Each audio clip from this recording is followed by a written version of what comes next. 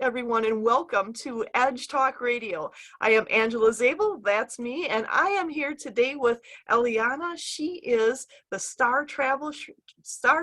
She is an author, energy healer, psychic, shaman, and so much more. She's from British Columbia, Canada, and I am going to go into her. You're going to hear a lot more about her soon. So who am I? I am Angela Zabel. Have been connected to spirit my entire life, and I work with a team in the non-physical. On the other side, I share messages from a multitude of realms with people. I'm also a teacher, coach, and a medium, radio show host, writer, a retreat host, which retreat's coming up soon, a gallery reader, speaker, online private and group sessions, classes, offering guidance, mediumship, intuition, speaking engagements, sharing knowledge throughout the world. You can find me on most all the social media sites, and the biggest thing, go to my website angelazabel.com and you'll find everything else. And also, this is Edge Talk Radio. Edge Magazine is the leading events and media resource dedicated to all aspects of holistic living, health, and wellness, and the mysteries beyond, sharing information, wisdom, and resources, committed and promoting businesses, organizations, and individuals who support a collective journey to wholeness and balance. So find out more about Edge Magazine at edgemagazine.net. Now, today we are with Ileana, and she is the Star Traveler. She is a certified Native American shaman, psychic, crystal healer, energy healer, past life regression and soul retrieval practitioner, hypnosis practitioner, remote viewer, and an Akashic Records reader. Ileana is a successful self-published author on Amazon of a book called Crystal Grids. This is only one of her books. There's others. The Art of Healing and Crystals. This book teaches about various healing crystal modalities and how to work with crystal grids in order to manifest your success and achieve your goals in life. As well as Ileana is author of a new book titled Messages from the Star Traveler. This is the Research Archive Volume 1, and I think there's some more out there at this point. That's a self-published recently. To find out more about the book, check out her links, go on her website. She has so much information on her website. I'll get into that in a bit. So through self-hypnosis protocols, Ileana was able to learn much about her secret space program experiences of being with SSP Asset, working on the Mars bases for the planetary corporations in the cybernetics labs, creating biological drug serums, biological human cyborgs, Neuralink implants, and operating regenerative technologies that are in holographic medical pods and the medtech units. And some of you have heard of the medtech units, so keep an eye on that. There's so much out there. Through doing past life regressions, Ileana learned that she is an Andromeda Palladian hybrid who is a star traveler. The EL race of extraterrestrials are 12th dimensional beings who embody both female and male forms. And they are a race of beings who can change matter on a biological scale, and they also have bio-living light ships that they travel in. The EL race are negotiators, and they help to bring peace to different planetary systems and prevent wars in galaxies. That's something I do want to touch on too. Throughout her life, Ileana had recall memories of experiencing and having reptilian abductions, especially since her mid-20s when she had been taken into underground bases in Europe, where her blood and immune system had been experimented on with nanite technologies to try and kill her. Yet she survived and is now disclosing what happens in reality with ET abductions, ET contact experiences, and the secret space program services. And one of the things I do want to let you know, so there's a lot with Ileana here. She has so much on her website. I'm going to go through just a little bit of it because I really want people to check out her website. You can learn about your star origins. These are things that she offers people: counseling, life coaching, energy healing, and psychic surgery, medical intuitive consultations, DNA and health infusions, Reiki healings, psychic and soul, galactic, soul, Akashic, and past life readings, soul and remote viewing memory reading reports, Onana time traveling reports, custom crystal grid designs, astral travel, hypnosis, channeling, and she has courses and workshops that include remote viewing, channeling, hypnosis, regression, past life readings, astral travel, soul retrieval, manifestation, higher self and soul communication, crystal grids, wands, pendulums, magic manifestations. That sounds so good. She also offers closed grids, meditations, puzzles, books, and information on her star journeys, dragon and star history. And I'm really interested in some of that, but I don't know if we'll be able to get it all. There's a lot to check out, and make sure to check out her website and YouTube channel. Her website is Seeking the Truth Within are at wixsite.com/star traveler messages. You don't have to remember it all. I'll have the link down below, so don't worry about that. And also check out her YouTube channel at Awakening Cosmic Reality Show. So much great information on there. So Ileana, there is so much to unpack with this, and I am so excited to have you here. I've got to say, thank you for being here. And what the heck put you on this path with all of this going on?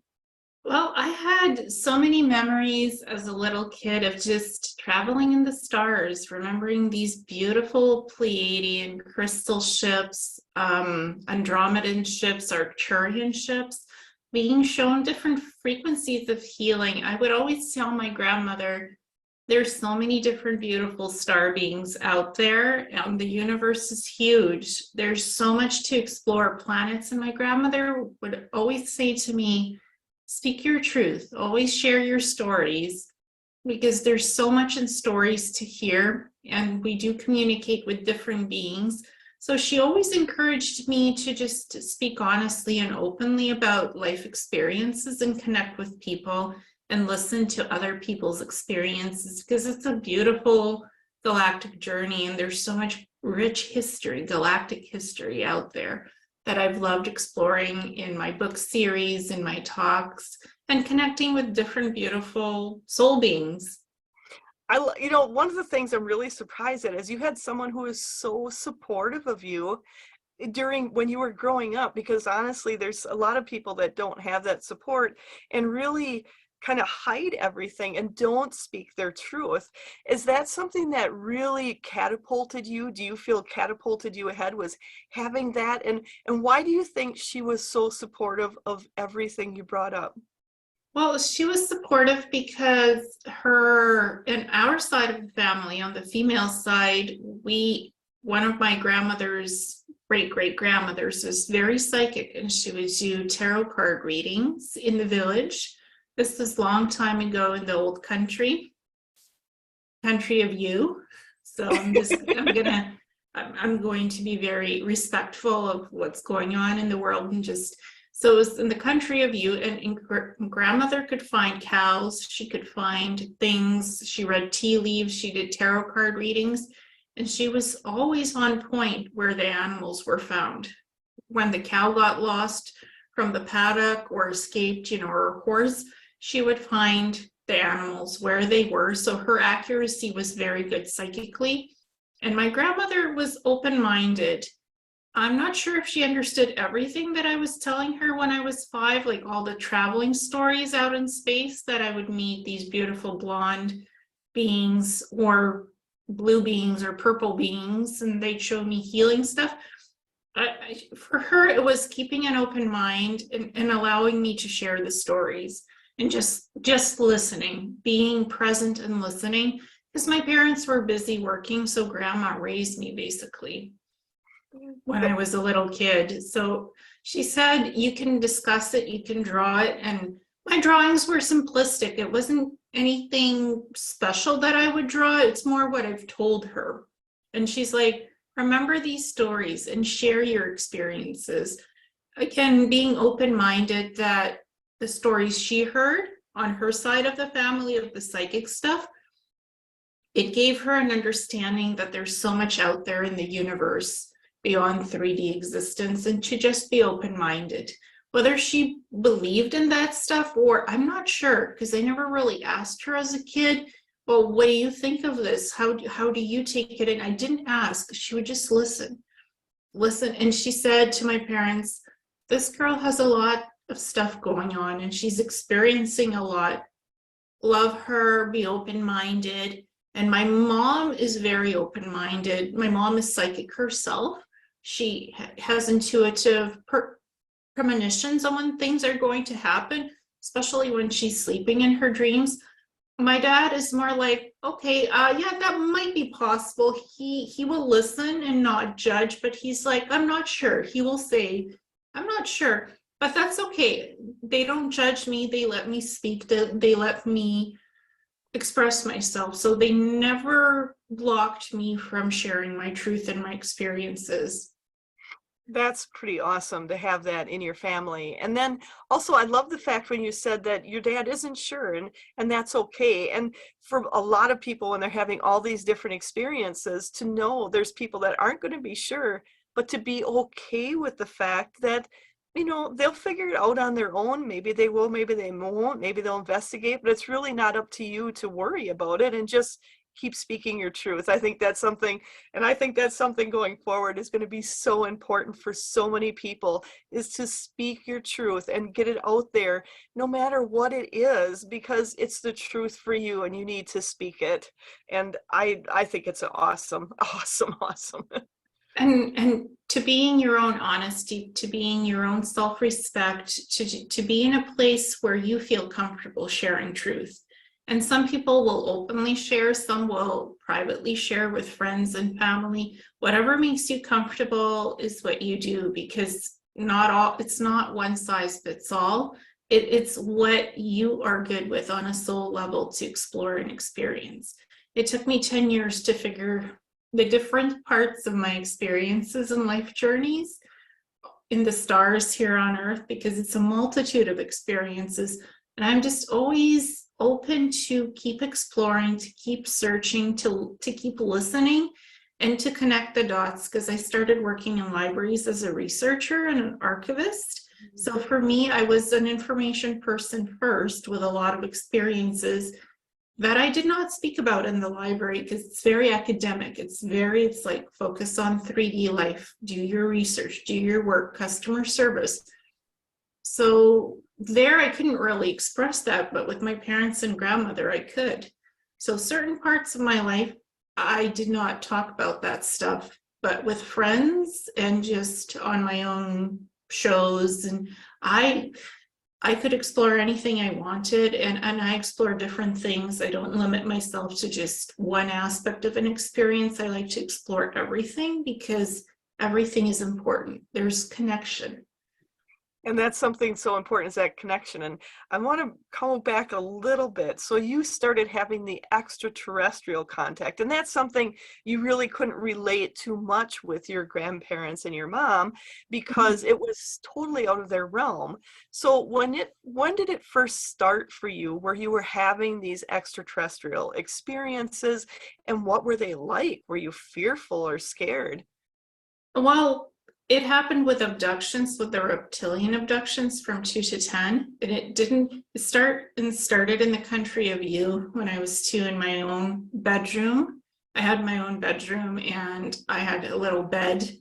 And I would remember just a weird dark portal opening up, something like a black portal, and a black being coming through with ridges on the forehead and looking like a stone gargoyle almost, but not a gargoyle. 14 feet tall reptilian, and picking me out from the bed, taking me through the portal, going somewhere under Rostov in an underground, you could call it a base, you could call it a DUMS.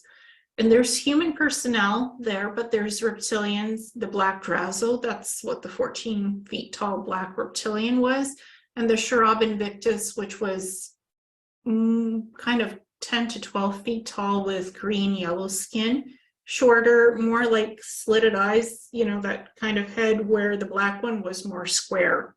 Okay. And reptilians come in many forms and sizes. It's not just one type. And them just putting me on a silver looking chair and doing something to my blood where it felt like it was boiling and on fire, and something happening to my immune system. and then being sick with a mysterious virus for almost 4 weeks, paralyzed in the hospital. And the Wow. doctors couldn't figure out what it was. They were like, maybe meningitis, but they tested me, it wasn't.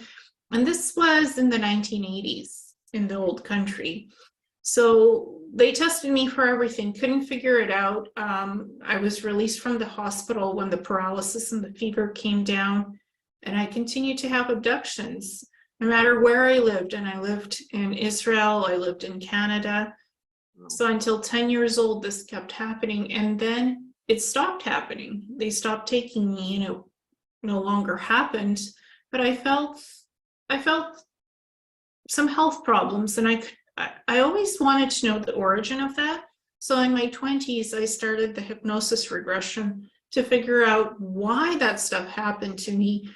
I'm like, okay, well, it happened. I can work on boosting my immune system. I can be healthier. I can do a lot of things to improve my life. I don't have to feel stuck in what happened in my abductions. And as a 5-year-old kid, I remember being on crystal ships, on these white crystalline ships with the Andromedans and Pleiadians, and some of them were blondes, just beautiful blondes, and I feel the loving energy around them, because when you're on these ships, it's just pure high frequency. It is experiencing love. They teach a lot of wisdom. They teach you a lot of things about yourself and the galactic, greater galactic world that is all around us.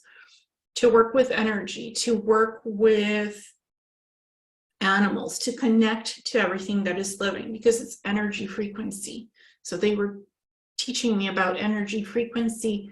And when I was on the Arcturian ships, I would float and they floated. Nice. And these are like 9th-dimensional Arcturians. So when you see them, you almost see through them because they're not completely solid. When they're on their motherships, it's all about energy and frequency. And they taught me about the different sectors of the soul. So there's the quantum field of soul healing, when you're working with the soul. And then you're looking at the physical body and healing the physical body with all the light rays, with all the frequencies of the universe. So it's soul and it's organics together. And you see where all the imbalances are, where all the good things are in the health, and what to work on healing. That's what they taught me, to work with the color rays of the universe for healing, energy healing.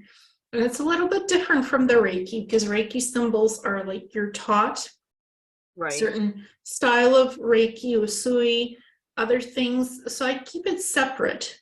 I keep the energy healing separate from the Reiki. That's why I have several types of healings. Whatever a person is called to work with, they're called to work with. But the Arcturians, they left an impression of, look at everything in the soul, in the body, the quantum field of the soul, and hear the guides, what the guides of the person are saying, what the soul of the person is saying, because that can tell you a lot about what they're going through, what they're experiencing.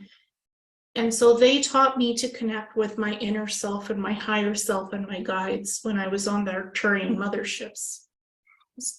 That's pretty, I'm just really, you talked about the quantum healing at the quantum level. And then, there's a lot of people here that understand and are familiar more with the Reiki area, where you're dealing with different energy. And how would the quantum, is that, so I know you deal with past life and all of those, is that quantum field more dealing with all of those lives, like the whole package as one? Is that how you define it, or how would you? It depends for every person, because every person is so different. Sometimes what's going on with their emotional balance has to do with past lives. Sometimes it has to do with present life stuff, with karma or something that they need to realize, understand, work through. Because when you have, our body is energy, and our body is also physicality, and they're both intertwined, and they both have to be in holistic balance to be healthy as a whole.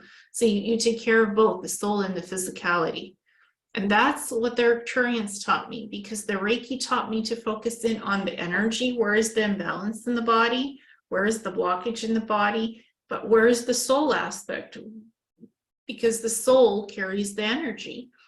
So the Arcturians taught me how to look at the soul levels deeply, how to connect with a person's soul to the finite experience of their Akashic, of their current life experience, their past, their present, and their future, because it's all interconnected in a lifetime. And it's also the physical. They taught me to look beyond just the blockage and the imbalance. What's behind it? What's the root cause of something? And what's the healing solution? Both on the soul level, on the quantum, and the physical aspect, because it's both. To look beyond just one simple thing of a cause. What is the root cause, and how do you heal it? How do you bring everything in balance? That's something I think is so very important, because a lot of things are, as we're trying to heal ourselves, a lot of things in our world, our physical world here, is kind of all about covering up what's happening, covering up those symptoms instead of really getting to the root of it. And that's where the true healing takes place. And for you, as you started working with the Arcturians and all of these other ones, how did you go from the reptilians? I'm guessing that segment of your life, do they still come forward, or do you pretty much work with the Arcturians, the Palladians, the ELs? Yeah, so the reptilians, those ones never came back. After I was 10, I don't like to live in pain. I don't like to live in suffering. I don't like to dwell on what happened in the abduction. I've dealt with it. I figured it out. And I worked out the health aspect as well. So I've improved what I could for boosting the immune system. I mean, there's vitamin D, liquid New Roots vitamin D supplements I love. It boosts your immune system and gives you more strength. I also do plasma therapy for myself to boost my plasma levels. I found that very helpful through research, and that connects to the SSP stuff, what I did, because I know a lot of medical research that I shouldn't know, but it's because of what I did there. And I'm thankful for every experience that I have, because it brings a point of learning and brings a point of healing. For me, anything that I experience, I see as a potential learning opportunity, to see the goodness in the learning opportunity. So for me, it's those reptilians never came back. The Andromedans, the Pleiadians, and the Arcturians, and the L race are constantly with me. I connect only to the positive beings because I want to have positive experiences. I don't connect to any drama, trauma. I'm not interested in any weird galactic stuff that is, I'm interested in the healing. I'm interested in the positivity, in the light experience. That's one thing, I'm a medium. I connect to a lot of other aspects, a lot of different realms out there. And that's one of the things for people not to be scared with what's out there, to look at everything as an experience. But like how you said, where you put out there, I don't want to have the pain, I want to have these great experiences, and to put that intention out there, just like I look at it as, if you've got a neighbor you don't like, you're not going to hang around with a neighbor either, right? So well, interestingly enough, with my neighbors, even if I don't like somebody, if I really feel called to talk to them, I will actually go and talk to my neighbors, because I don't hold grudges with people, because you never know how you can be helpful to somebody, or they can be helpful to you. So keeping on good terms, even if you're just saying, hi, how are you? How's your day? Smiling. Even if you guys are not on the best terms of neighbors, still having a good relationship is a good opportunity, because you never know how you guys can help each other. absolutely. And that is so true. It's just, I guess I look at it as more of, if there's people you don't really mesh with energetically, you're not going to, spend a lot of time with them. You'd be cordial, but you're not going to spend a lot of time with them. Yeah, And that's true. That's true. To kind of look at all those on the other, I look at those on the other side, those in the other realms, as, people, there's ones you'd really like to hang out with and you really have a great time, and other ones where it's like, hey, hi, how's it doing? But you keep going on. Yeah, but you're always nice and kind to each other no matter what, because this world is about connection. This world is about reconnecting. The idea is you can be good people, and you can be connected to good people. Even if you don't see them every day, you still treat them with love and respect and kindness. Absolutely. And that's more where the world is actually going, with that connection of at least, being kind and saying hi and Mhm. having that smile. But Yes. it's all about that connection going forward. Are you seeing that connection with those on the other side, with those in the other realms, with those ET realms? Is that increasing, do you think?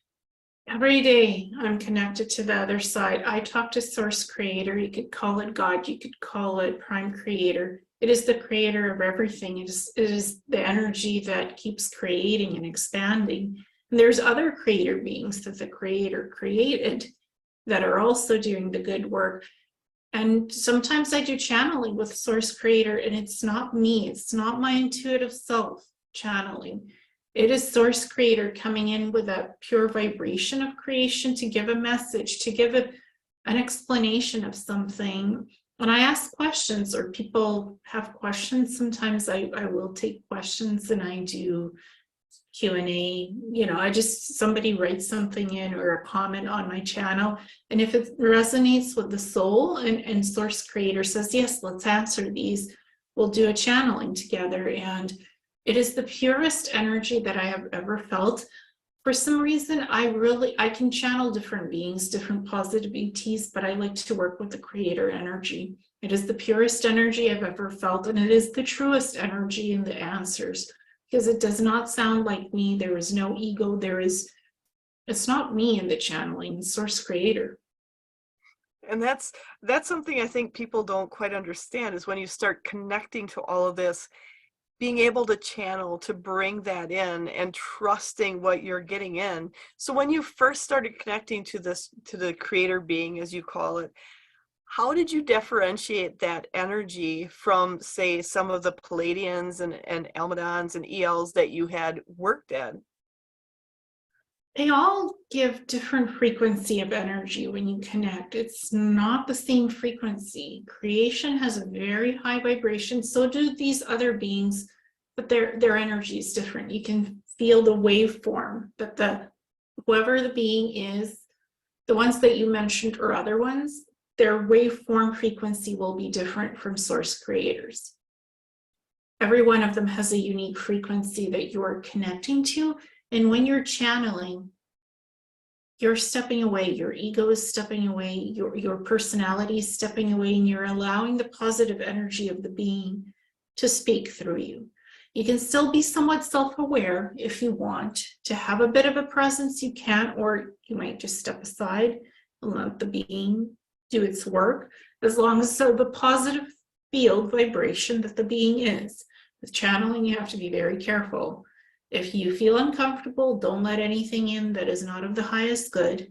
Protection first, and then the messages from these beings. And I particularly love Source Creator. It is the highest, purest form of the information, because Source Creator is connected to everything in realities and universes. This being, or pure energy, I don't call it a man or a woman, it is pure energy of creation, is connected to everything. Multiple dimensions, multiple galaxies, multiple universes, everywhere. So the information comes in as pure truth, because it can come in from anywhere in the universes where creation happens. So you started tapping into the creator being energy. Was that first, or did you start with the ETs and then worked into the creator energy? I started with the ETs, then went into the creator energy, but for some reason, I like to just talk to ETs telepathically or through guided messages, and with creator through the channeling. If somebody asks me, can you channel the Pleiadians on your channel? I'm like, I like to channel Source Creator more. I just feel more comfortable with that frequency because I work the most with that energy. I do channel in private sessions other beings. I just don't feel I have the need to do public channeling so much. Just when there's an interesting question and answer, when it really connects, then I will do it. It's more out of humbleness than anything else that I do the channeling, because it is a pure frequency that I want to continue to keep pure in the connection. And I really like the fact that you said when there's specific questions and things to ask. I think that's what really helps our expansion here on Earth and theirs to help that expansion, when you're really questioning and putting things out there to the universe rather than just a basic question. And that's something I think people don't quite understand. And I also feel, I mean, for me too, I look at like, okay, if I saw an ET in front of me, what would I say to them? How would I keep the conversation going? And a lot of people like, I want to see one, but then the next question is, what would you be working with them with? What would you want to know about? What would you want to communicate about? So how did that work for you, that communication?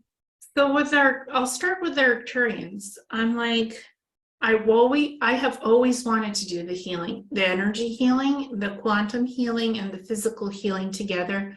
So they showed me how to work with the rays. They came in and they have names. They do have names. They have physicality, although in the ninth dimension, they're not always in the physical because they can be energetic or physicality. They can manifest anything at the ninth density or the realm, whatever you want to call it.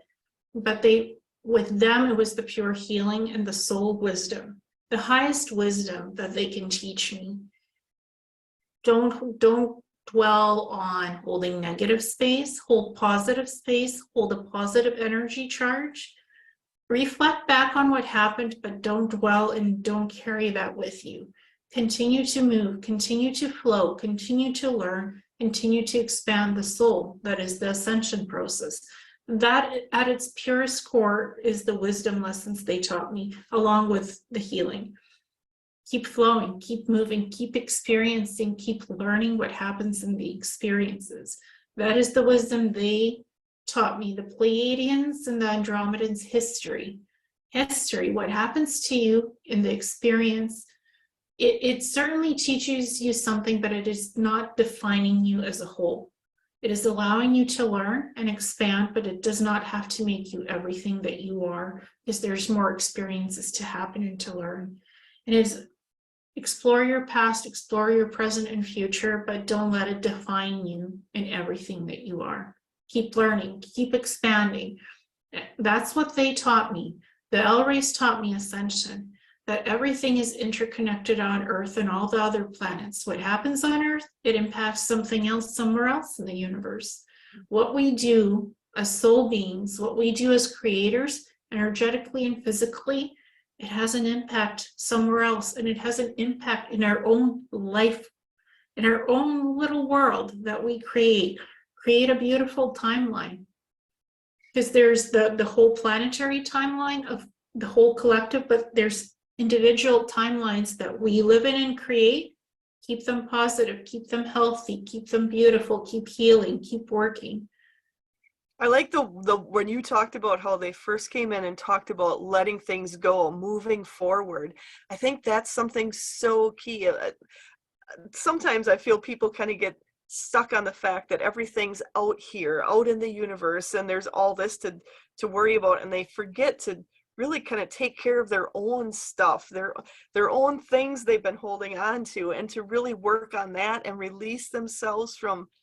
Sometimes I feel like the book they've created for themselves, release themselves from that to then move on and start something completely different. And I love the fact that they came through and that's some of the first things they worked on with you and to teach you.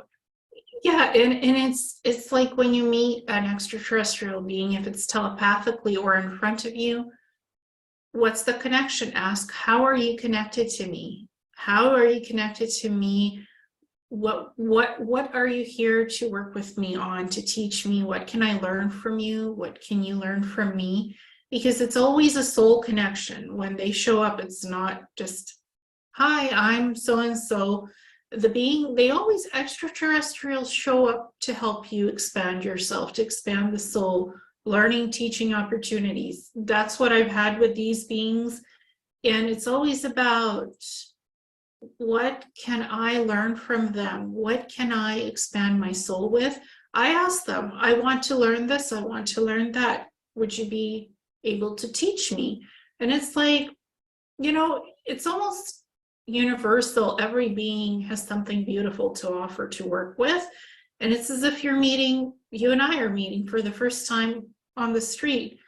I would feel your energy. And if it's a powerful, loving energy, I would say, hi, how are you? Because I just feel the desire to meet you and connect. So, and people might think that's strange, but I have stopped random people on the street and said, hi, how are you? And just started a conversation because I feel the frequency. It's a good frequency. Let's get talking. Let's get communicating. Let's connect. I love that. I've done that myself, and it's so fun because you never know what that connection is going to bring. And sometimes it's just bringing a smile to them, and they're happy to have that connection. But other times it leads to such invigorating conversations. Like, wow, I never would have had that if I wouldn't have taken the chance and like, I feel them. Let's talk to them. Let's open up the communication. So much to be learned from so many people. Yeah, and I don't treat the ETs as anything above me or different from me. I treat them as living beings. They might be different than us, they might look different, but they talk, they communicate, they share information, they connect. They're living beings. Everything is alive. So it's a connection of living, understanding, and mutual respect and kindness. That's one thing I really love that you're talking about is that that connection and treating them the same as us. I think that's so important because so many people, I mean, I hear so much rhetoric where, oh, they have all this technology, they're so much advanced, they're so ahead of us, and it's like they're people. They're, as I just call them people. They are. They're the same as us. They just look different. It's no, it's no different. Yeah, and I've seen med beds and I worked with med beds, but I was never in a med bed. I was just operating a med bed. And people have asked me, why haven't you asked the ETs to heal me? They have the technology. But you see, the biggest lessons we learn is from healing ourselves and helping our own selves to work on what we have here on Earth to work with. Just because advanced races have advanced technology that could fix whatever in a millisecond, but us learning how to heal ourselves is the biggest reward that there is. I don't take advantage of their technology to hop in a med bed, and because they do have them, but I don't ask, I don't expect it, because I can do my own healing. I can work on my own things. I don't want something from someone. It's not how I work. I work with, what can I learn as I'm doing my journey, as I'm healing, as I'm evolving, as I'm expanding, because that's the learning. You learn something beautiful on that journey. If you take the shortcut, what are you learning from that shortcut? And that's something I think is so important. So many people want that fast track, cover things up and just put a band-aid on it, get myself to the next level, but never really deal with what's under the surface. And really, when you start learning to heal yourself, when you start expanding that connection to source and everything that's there, how much more empowered you feel, and how much, I don't know about you, but the more I connect, man, the happier I get. It is so fun. I just feel so fulfilled. Yeah, and again, they teach me so much, and I don't ask for the technology because, it's not about that. It is the soul, it is the learning, it is the connection. That is the purest forms. And with some extraterrestrials, I've taken histories of culture, of planetary stuff, their customs. I've been to many planets, and I met different beings. And it's like, hi, how are you? Who are you as a soul being? And I look at the soul frequency and I connect on the soul level to them. And they're like, wow, you can see my soul essence. You can see the vibration. I'm like, yes, it's beautiful. For me, I love the learning about different extraterrestrial cultures, beings. Yes, I like to learn about their technology and understand it.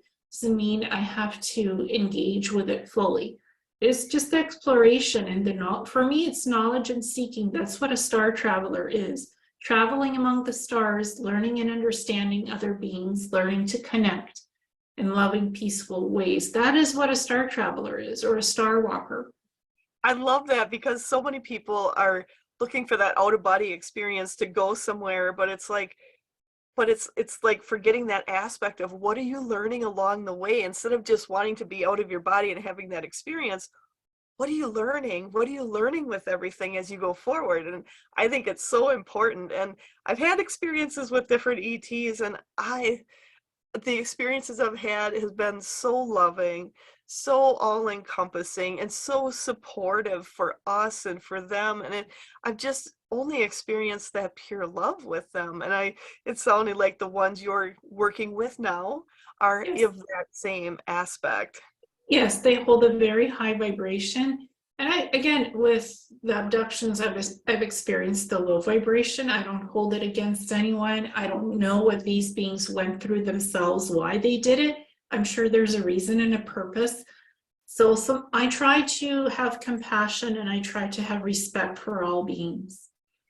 And that's something so very true. And even the people around us, some people, we may look at it as struggling, or they're just working through more things. So I look at it the same way as you do, where there's other beings that are just working through more things, and other ones that have already worked through things. And it's Mhm. just, you just put that energy out there, hoping that everybody finds that next level. That energy is available for whoever wants it. Yes, exactly. And a positive connection with whoever you are connecting, extraterrestrials, humans. I look for that frequency. I always do a soul check. And it's like the first thing I do when I meet a being, I scan their soul, your literal life essence. I scan it, and I'm getting impressions of what the soul is. And I look at everything. I see your whole self, all aspects of you. And if it's a good connection, I will connect further and start the conversation, start the contact. If I see something that feels out of place or is wrong, I will look at it, and perhaps I'm like, okay, this is an acquaintance. This is a person I can still know and connect with on a basic level, but it's not as deep. And that's fine. That's how we all connect on an intuitive level. We are scanning the soul of somebody else. We can call it intuitive guidance. We can call it inner guidance. You're still connecting on a frequency to somebody else. It's not just a physical appearance thing. It is actually a soul vibration. I love that explanation, because I think so many people don't trust themselves when they're like, "Oh, I don't know if I really care for that person, or something just seems off." And other ones, it's like a friend you've met, and you can start up a conversation and go deep into everything, and it's just so much fun. It's that exhilaration when you find someone who is more of a frequency towards you. Yeah. And I think I love how you explained it, because I think it's going to help a lot of people going forward, how they look at themselves when you talk about a soul scan. I love that. Well, everything is resonating with a living frequency, and you can scan a frequency, you can scan a living being to know. And I'm not intrusive, I'm not looking for their deepest secrets or whatever. I'm just seeing what the soul is all about, just on the surface. And that can tell me a lot. I'm not going in deep, deep, deep, deep into your soul unless you ask me to for whatever reason, then I can, but I just look at the surface and I get a vibration of what the person is on the soul level. And it's very basic and simplistic, but it tells me a lot. And sometimes, even if I don't resonate with a person, I still pick up interesting things about them that are important to know for me, and to connect on whatever level I connect, whether that's deep or basic. It's still a living being that deserves love and respect. That's something I think people need to really be more conscious of, and to help move themselves forward, is that connection and understanding it, and really trusting themselves on that connection. It Mhm. is so important for everyone going forward. And one of the things I love is, you mentioned, even when you do the scan, you're not going deep, you're not going into those recesses. You have your own boundaries, your own integrity that you hold to. And I think that's so important for people to realize. There's so many of us working in all of these fields that do have a deep level of integrity, that really care about the people you're working for, and really will only do things when asked. You're not going to do anything more than that. No, no, I don't. And when some people have said, well, those DNA infusions are quite strange. How does it happen? It happens energetically, and all the beings are part of collectives, different healing collectives, different teaching wisdom collectives. They never do anything with your human DNA. They don't put a DNA infusion mixing it with a human one. They put it side by side or over to the top of it. So you get a connection to that extraterrestrial energetic DNA aspects that they have with their DNA, but they're not interfering with your human DNA. They will never mix DNAs. That brings me up another question I was going to bring up to you. So you have in here that you have the ELs, the I'm going back where my sheet is, the EL, the Palladian, the Andromedan. Is it Andromedan? Is that Andromedan, yeah. Andromedan, and you have that DNA within you. So would you expand on that? Do you think a lot of people have a lot of different extraterrestrial DNA within them on different levels? Oh, yes, they do, of course, because what you've experienced galactically in galactic lifetimes on other planets and past lives, all those bits of DNA come with you. Even though you're in a human body and we think predominantly it's just human DNA, but there's DNA of its vibration. DNA holds energy and vibration, and it resides in our body this way as energy and vibration, not just mRNA and cells of DNA. It is the vibration, and that is what is coming from those past lives. And some have more Arcturian and Andromedan. If they've had many lifetimes as these beings, they'll have more DNA as such. If they've had less, they'll have less DNA. And people think that's only 100% DNA. It goes more than 100%. Because Absolutely. What you've embodied before is what you connect with on a genetic scale. Literally, you bring that in with you. And right now we have the capacity to scan human DNA in, laboratory scanners, but in the future, we will have different scanners that can tell you your percentages of galactic DNA as the extraterrestrials that you've potentially been. It's all there, and eventually the technology will be there publicly for us to have a scan to tell us what we are as galactic beings, because we are galactics. We've had many lifetimes. It's not just Earth, it's not just human. I call us galactic humans because we come from the stars. We come from many different planets, realities, universes. I love that galactic humans, because I always look at it as, so many people get a little frightened, a little fearful with talking about ETs and meeting ETs and having communication with ETs. But if we look at it differently and break ourselves down on that soul level, on that DNA level, we're actually we're just creating a bigger family. We're taking our DNA that's within us, and just like when they're doing all the other DNA, the different types they have to test your DNA and see what you're made up of, that is I agree, is going to be available later for us to see how much of each of these other galactic beings we are part of, and how much of that DNA we're really meeting our family and expanding our family, creating those connections again. Exactly. I have L race DNA, I have Andromedan, and I have Pleiadian. Those are things that I came in with as gifts. They're what helped me with my abilities. And people have asked me, why haven't you had DNA infusions by others? And I'm like, but I'm good with what I have. I'm good with what I have. I'm very comfortable and happy. Some people have done DNA infusions to boost ability, to expand on something. And I say, it's always your choice what you do or not do. It is always free will choice, because what you want to explore, what you vibrate and resonate with, it's on a soul level.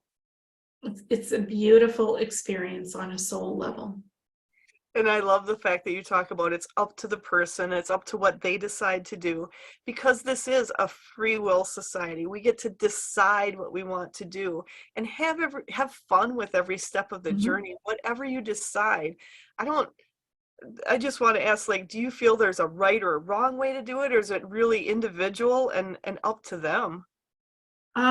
Well, in the things that I do and how I live, I do have protocols for healing and DNA infusions. I have a set of protocols, and in the DNA infusion, you have a choice side by side or overlapping over the human DNA, because some people might want a temporary DNA infusion, some people might want a permanent one.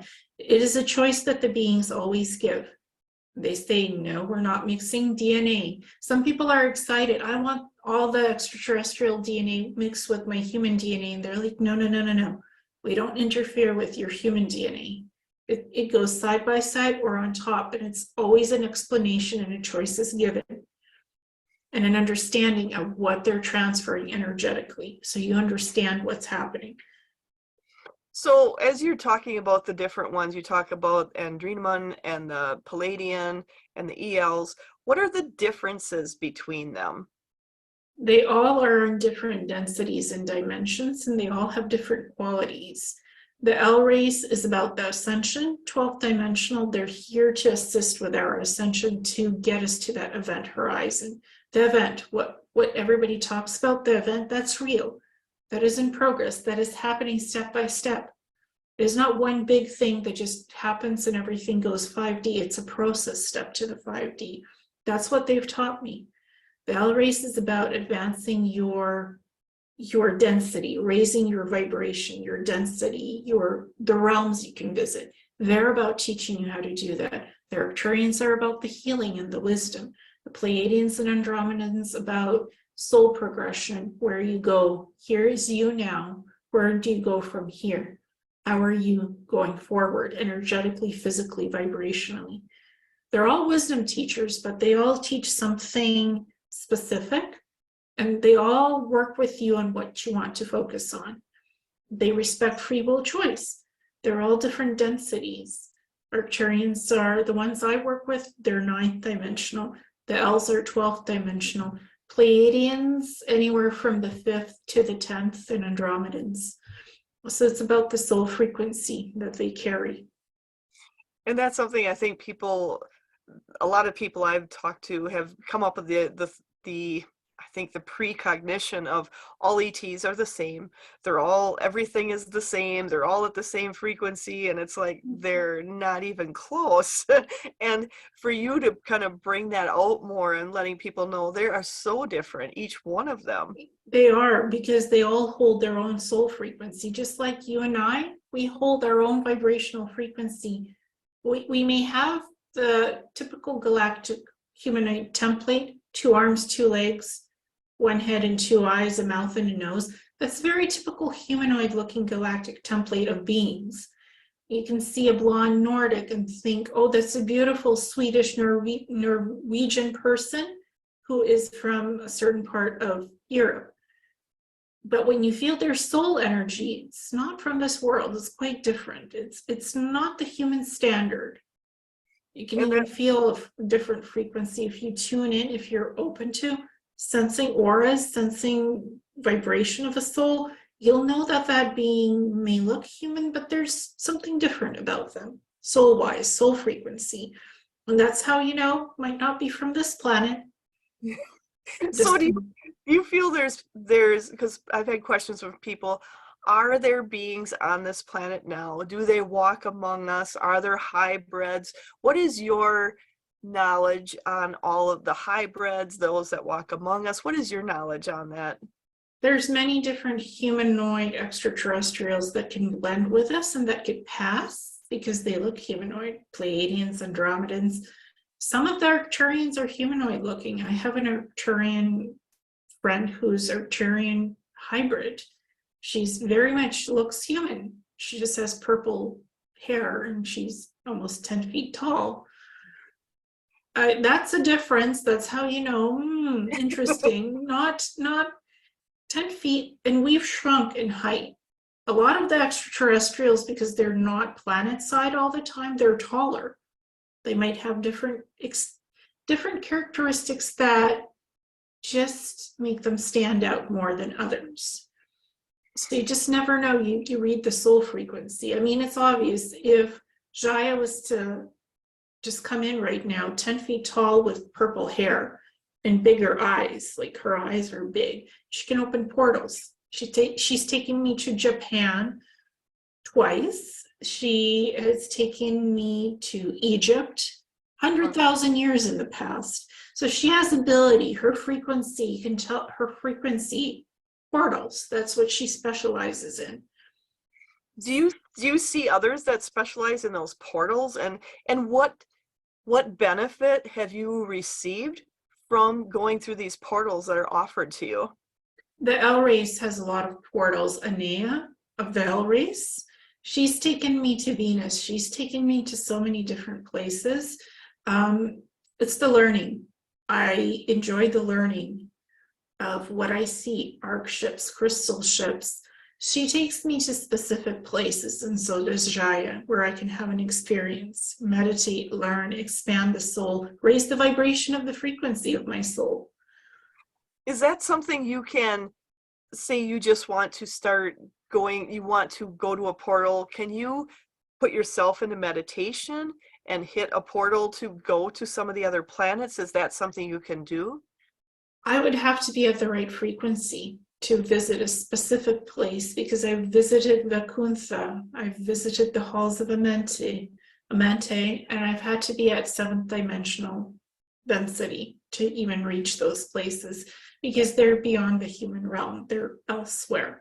So I had to be at a specific vibration to go to Vakuntha, and Vakuntha is where the Hindu gods live, the blue ones. Just so a reference, in the Hindu scriptures, they talk about a place called Vakuntha, where everything is living vibration. Everything lives for thousands of years. It's blue and green energy in that space, and physical beings, but they create energetically and physically. So they can create different cities. They can create flying lotuses. They travel on a lotus. I know that sounds weird, but that's what these beings can manifest. And when I went to that space, the flowers were healing, like living, healing flowers. You touch the flower and it boosts your energy. Gives you more energy and vibration, makes you more happier. I'm like, wow, this is a magical flower. It's not magic, it's just how that flower is. It has a healing essence that it creates energetically. And if you touch it, it gives you a bit of that to help heal you. So when I was there, I'm like, wow, healing flowers. I wish we had that in our realm. I wish our realm was going here. It is going here in its own time. It is expanding. It's going. I think that's absolutely beautiful. I love the flowers. I love the flower energy of everything about the flowers.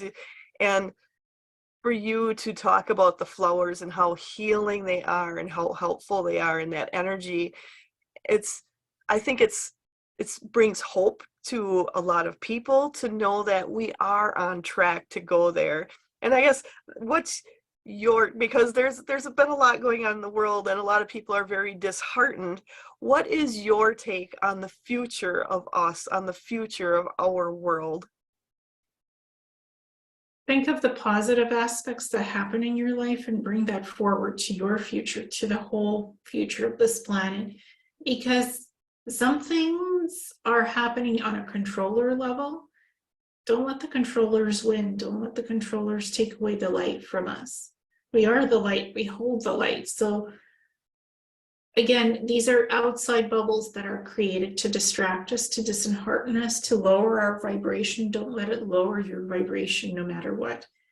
Keep the positivity, keep the hope, because that creates a better future for this world. The vibration of what we hold and express. I love that, staying out of that fear and bringing into that hope and bringing all those positive, enlightening experiences you've ever had, bringing that to the surface, talking about it more, remembering them more, I think helps everyone, not only here, but I know all those ETs, those extraterrestrials are all there. And this is one thing I want to ask you on. I feel that they're not here just to help us, but to help us understand who we are so we can help ourselves. What's your take on that? Oh, definitely. They always encouraged me to look into my inner wisdom and to understand something better from that internal wisdom, not to just tell me something, but to learn from a lesson of the experience. And again, many things in this world are just distractors that are being shown to us, and they want us to believe that that will always be like this, and it won't. It won't, because everything is an ebb and a flow, and the extraterrestrials have taught me this. No matter what happens in the external bubbles of what the controllers do, doesn't mean that it has to control us, that we have to be like that or sink to their levels and follow them, because we don't. That is just a control system that exists in a 3D world, but you don't have to live it and be in it. And you don't have to embody that frequency, because that is not what will always be like this. It's not supposed to be like this on other planets. It is just pure energy and frequency. You get to try different jobs, spiritual jobs, physical jobs, and it's not about anything that somebody has to pay for to do or experience. It is free learning. There's no blockages or gateways in trying different things. It's all open to try and experience. That's a free world.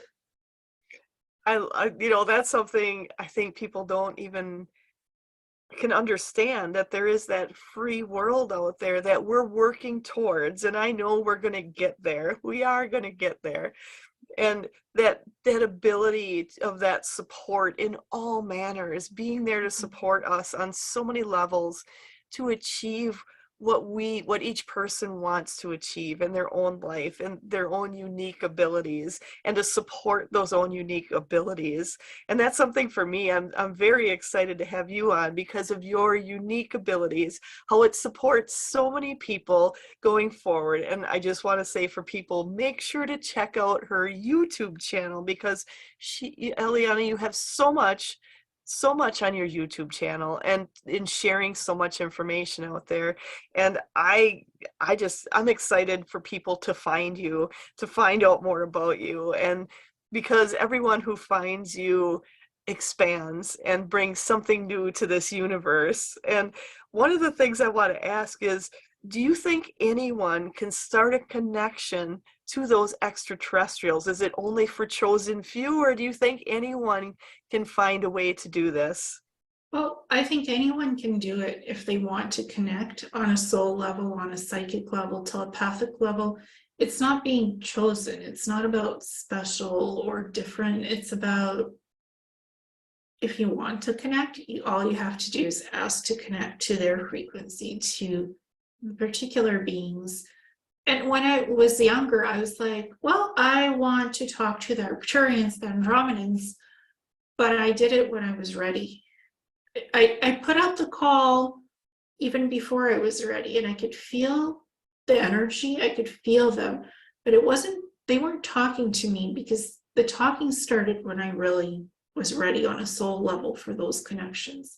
I kept asking, why can't I talk to you? It's like, you'll talk to us when the time is right, when the connection fully is ready. When you're ready, we will connect to you on a soul level. And they did.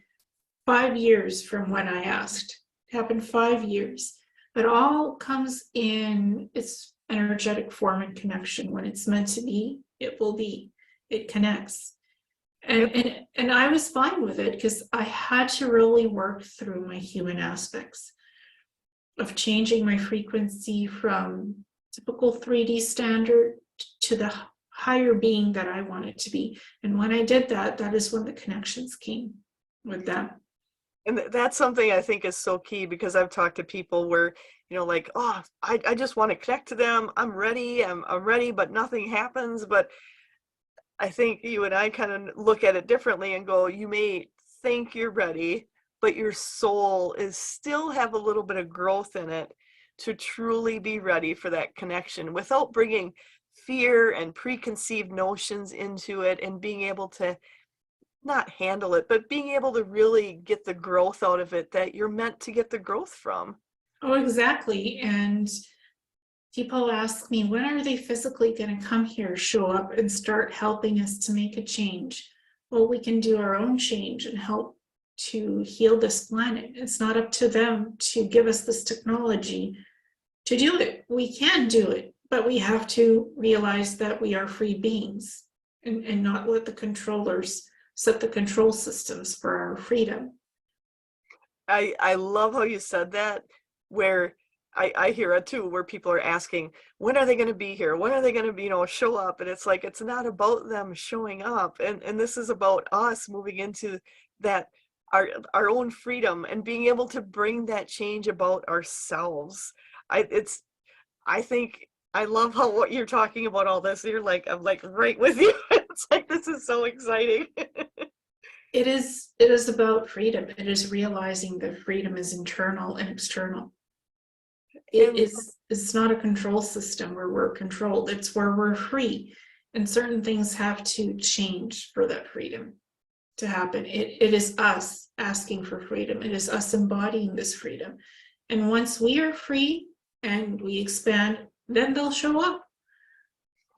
and they'll be ready, and we will be ready for them to show up, to see them, to interact with them without the preconceived notions. And it's for me, it's exciting. It's exciting to see the growth in people as they're questioning and wanting to grow more and understand more about the ETs and what they're here for. And for you telling about how important it is to know they're the same as us. They're the Well, same as us. they are, and I never ask them for any favors, for special treatment. I don't want that from them. I don't want them to treat me any differently than they do anybody else who's in contact with them. It is about learning and expanding and sharing ideas. I have two higher selves that I talk with, and they're galactic extraterrestrials. And they do teach me wisdom and they give me advice. But what I share with them, I don't ask on a regular basis with the others I'm in contact with. It's like every being has a purpose in the connection they have with me, and I respect that connection and what it is and what it helps me with, but I don't cross boundaries. It's not taking advantage of that connection to move you ahead further. Not that it's not moving you ahead further, but taking advantage of the connections. It's almost like having a friend where you're always asking for something versus it's the give and take. And that's something I think is so important to remember, the give and take as we go forward. And Yes. now one of the things you talk about is bringing light and having that give and take and treating them as equals. So there's one thing that I get questioned a lot of, so I'm going to bring it up to you. So when you're working with the ETs, do you look at them as good versus evil, good versus bad? Do you just look at what is your take on that whole thing? I think I have an idea how you're going to answer this, but I want to hear it. I look at the purity of their frequency, how good they are, how bad they are, evil, not so evil. Again, things happen to beings for a purpose and a reason, why they ended up the way they did in the frequency that they hold because of what happened. And trying to understand why, even if somebody doesn't hold the highest frequency, if they're meant to be in my life, extraterrestrial or human wise, I will explore the why. I will not judge them for why their frequency is higher or lower. I don't see it as good and evil. I see it as, why are they holding that frequency? Why? And what is going on? If they need healing, they need healing. If they need guidance, they need guidance. Everything is for a purpose.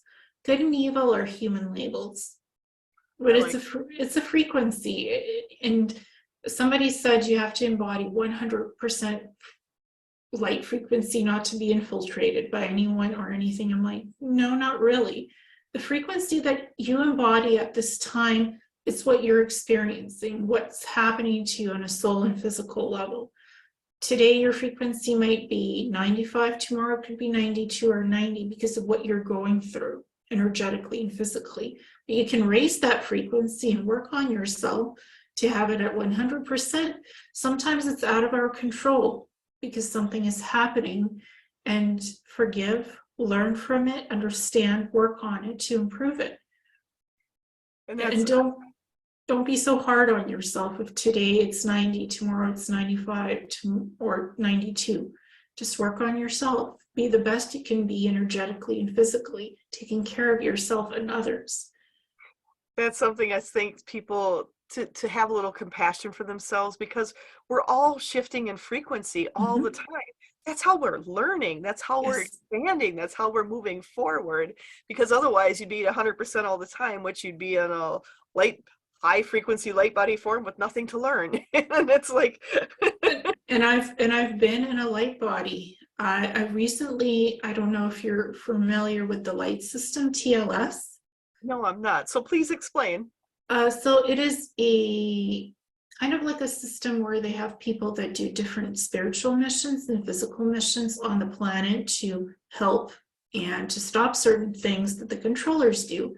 And when one of the people, he calls himself Ray, that's just a code name, he was talking about the fact that the human body needs to be very light sometimes when without extra things on it to do certain types of missions, to go in to collect people from buildings and stuff.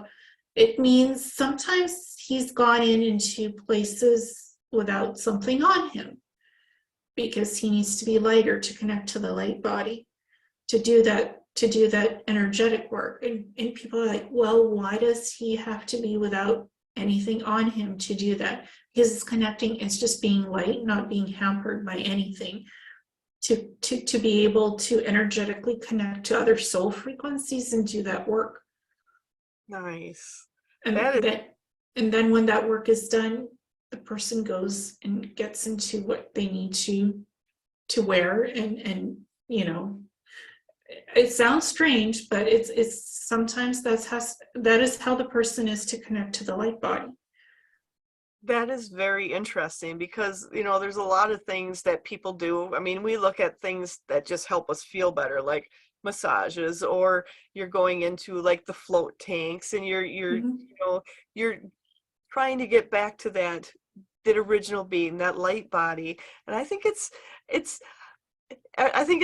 pushing people's perceptions to look at things differently. I think it's a great way to look at it, to have that better connection, that more pure connection. And when you're in that float tank, you're not overdressed. You're just dressed enough for it to feel comfortable. And sometimes you don't have to be dressed at all to do something on a spiritual mission, physically, even physically going in. And I thought, that's interesting. That's very interesting because we are light. Our body is light. It is a light frequency. And I'm not sure if it's because that person had to be that way for their ability to work. Maybe others can have more on them and connect to the light body. They don't have to be totally without anything on. Who knows? But for me, it was interesting. It's like, okay, that's how they connect to their light body to do their work. And the host was smiling. I was like, really? Really? You have to be that way to do it? And it's like, that's how I do it. And it's really that unique connection, that uniqueness within us all, and to honor that and be okay with however it works for you, no matter what it is, to be open to that and not squelch it according to what society wants you to do.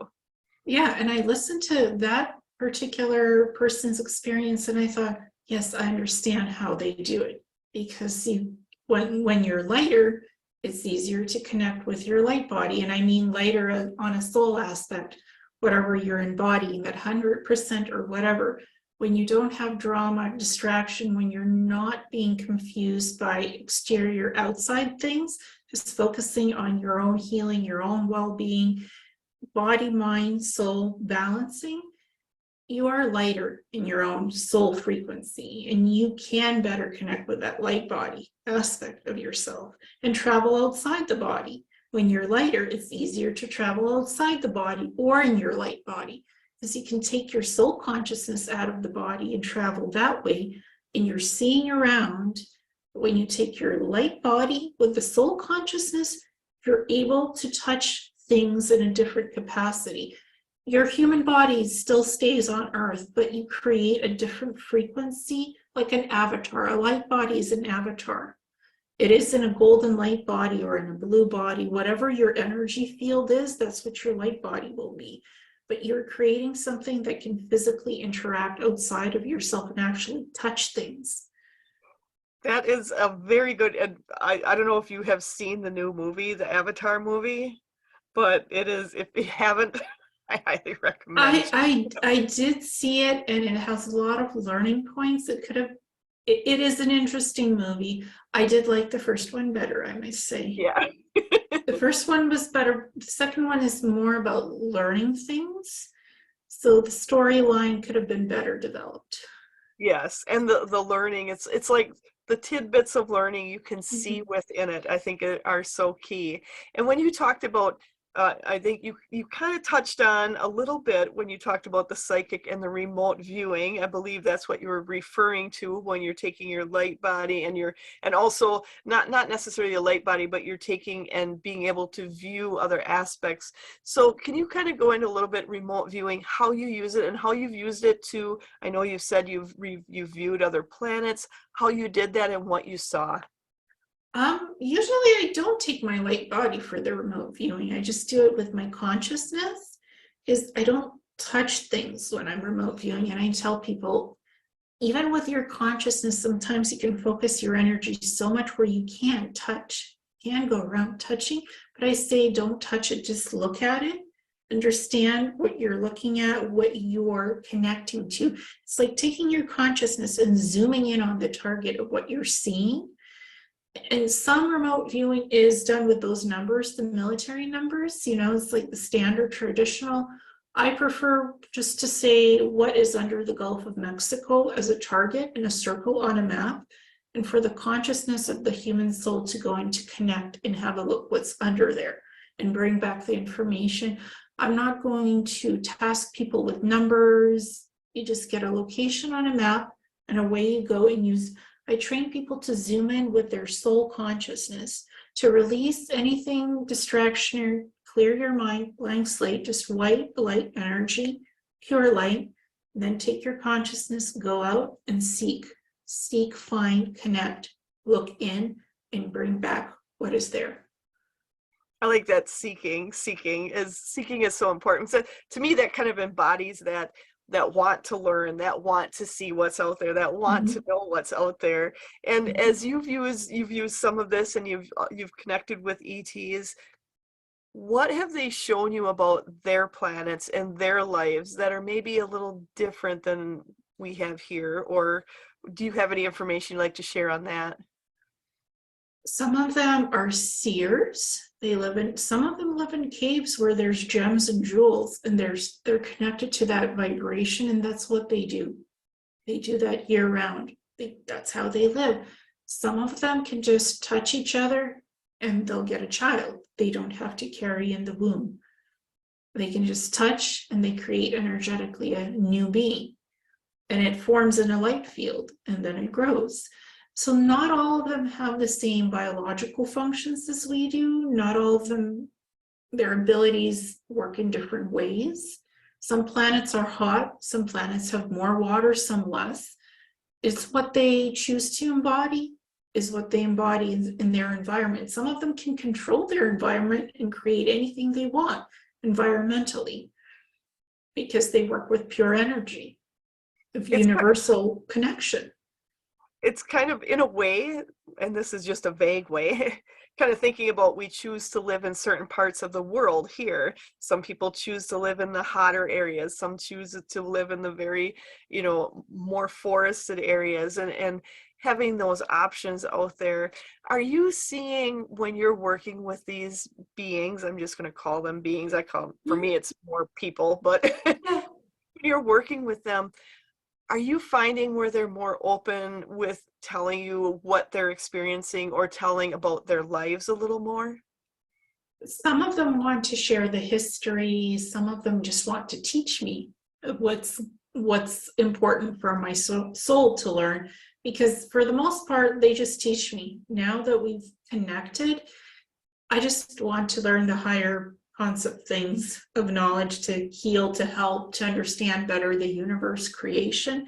But in the past, in the beginning, when we first connect, they do tell me their history of their planets, their culture, their language. So I understand where they come from. Yes, they do teach me that in the beginning as an introduction. So I know who they are as beings, and I respect them and where they come from. But then it goes beyond that into the other higher things of what my soul divine being wants to learn from them and what they want to teach me.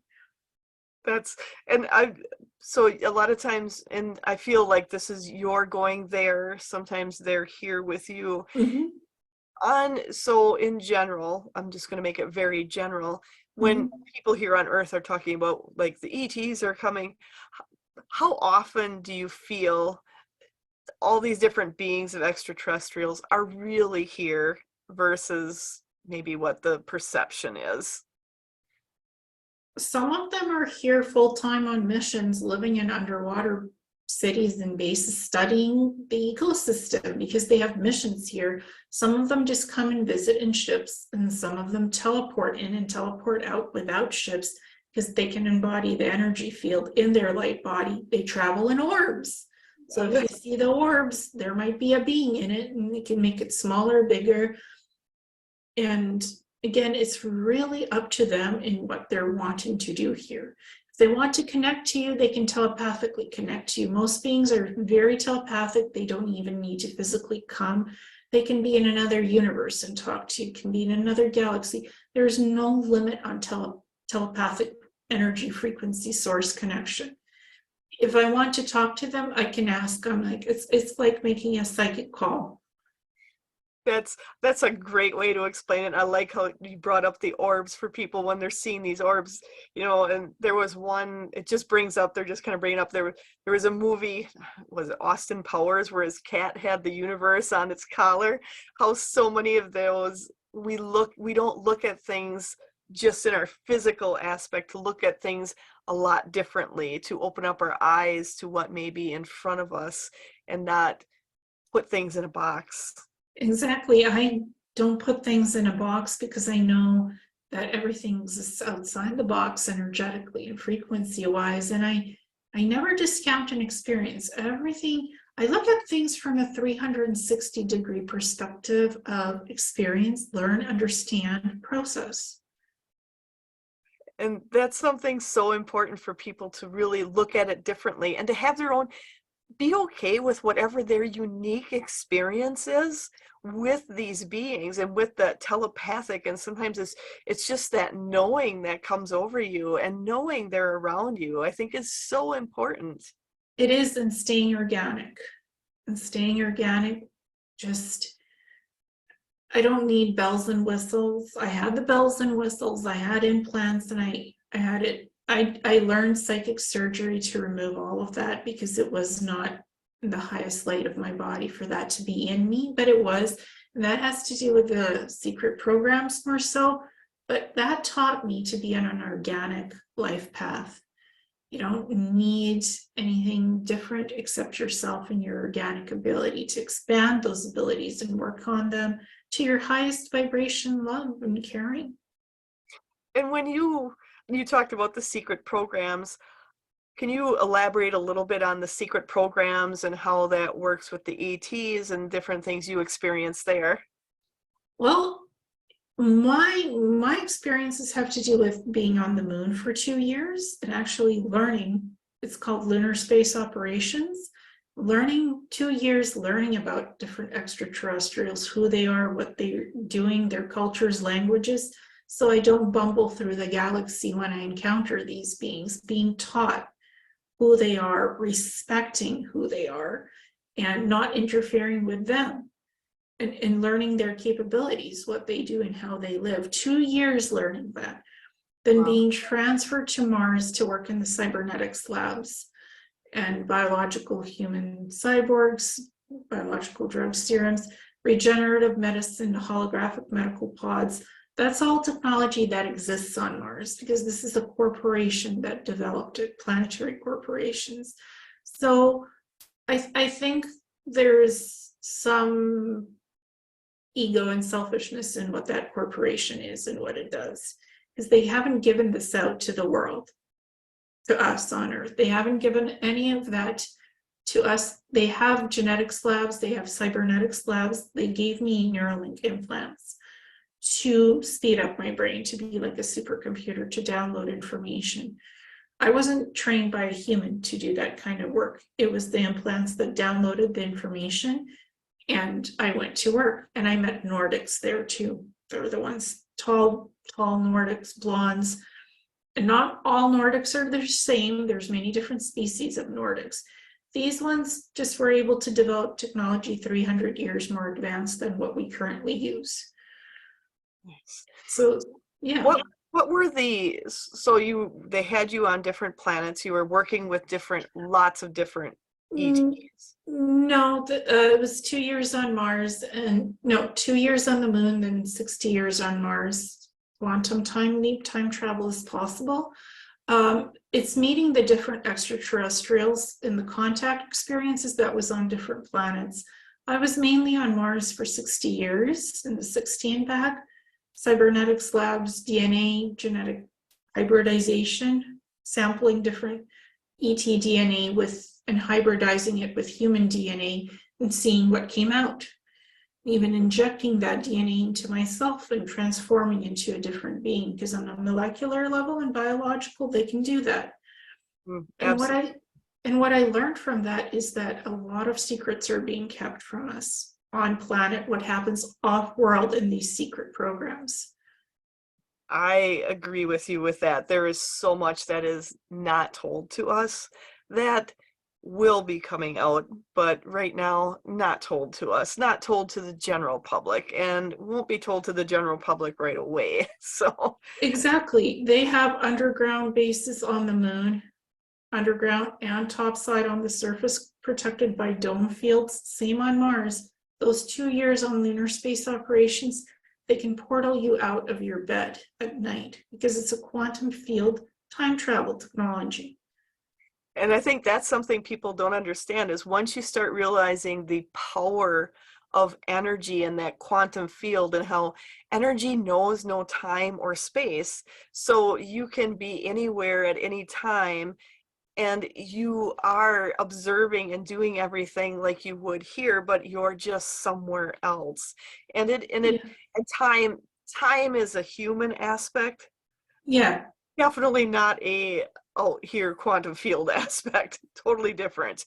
Oh, I've seen time portaling stations, platforms. You stand on it, it takes you from one planet to another, and it aligns your timeline so nobody knows you were even gone. It could Right. have beamed you out in your pajamas or however you sleep, and then once they beam you to the other planet, like the moon and Mars, those are the closest vicinity planets, so it's easy to time portal you. You're given a smart suit, so everything molecular on the molecular physical level, you don't have to go to the bathroom because all the waste is somehow with the nanotechnology collected, purified, and it's not stuck in you. They have that ability. You're just given that smart suit, whatever color you choose, so you don't have to even wear specific clothing if you don't want to. That's just basic uniform.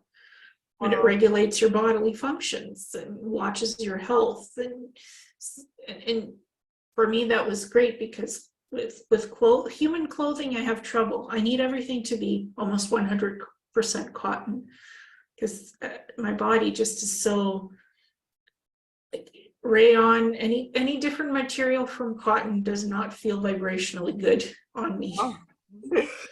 and and that's and that's the thing like you had just talked about is being able to be you can be in your pajamas, you can be sleeping, and it's like you're not even gone, but you have been gone and had so many other experiences. And for Yeah. people to trust that, I think I've heard people where they talk about, oh, I had this dream where I was going here or going there, and it's like, was it really a dream? Well, actually, it might not be a dream because I've had that happen with a person. I think they did have an abduction, and I told them, and they're like, no, it's just a dream. They can't face reality of what happened, and that's okay. That's okay. And I did a pendulum session, and it told me, yes, they were taken out of their body, and it was not a dream. I did a pendulum reading 5 times because I trust my intuitive ability. I even found the ship that they were taken in. It was a square ship from California. There's a lot going on in California.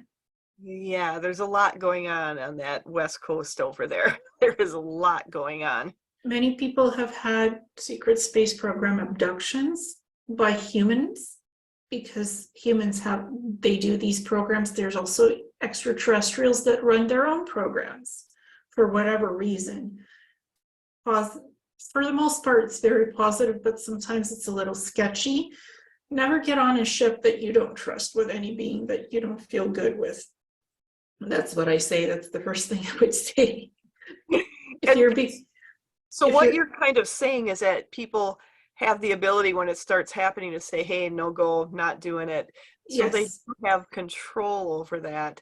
And Mhm. I think that would help people to understand you can say no.